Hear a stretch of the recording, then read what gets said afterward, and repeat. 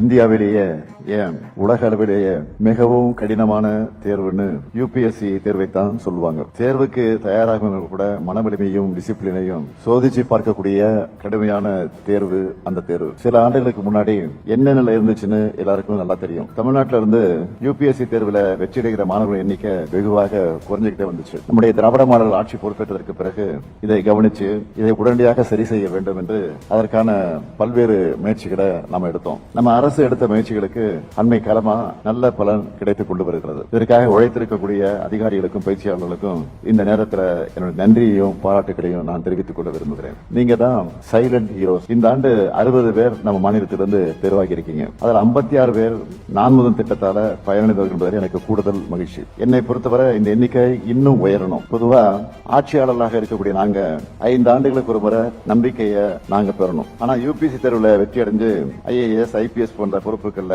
அமரும் உங்களுக்கு அப்படிப்பட்ட ஒரு தேவை அமையவில்லை. 30 ஆண்டுகளுக்கு மேல தொடர்ச்சியா உங்க பணியை செய்யக்கூடிய வாய்ப்பு உங்களுக்கு இருக்கு. அதிகாரிகள் என்றால் அலட்டலாம் இருக்கணும்னு அவசியம் இல்ல. சாதாரண மக்கள் கிட்ட கூட அன்பா பண்பா நடந்துகிட்டு அதுதான் உங்க பேரை காலத்துக்கும் நிலைக்க செய்யும். அப்படி அன்பும் அடக்கமும் சமூக நீதியையும் பார்வையும் அடிப்படையாக வச்சு இந்தியாவின் ஏற்றத்துக்கு நீங்க ஒவ்வொருத்தரும் உழைப்பீங்க. தமிழ்நாட்டுக்கு ஒரு சிறப்பான பெருமையை தேடி தருவீங்கன்னு நான் நம்புறேன்.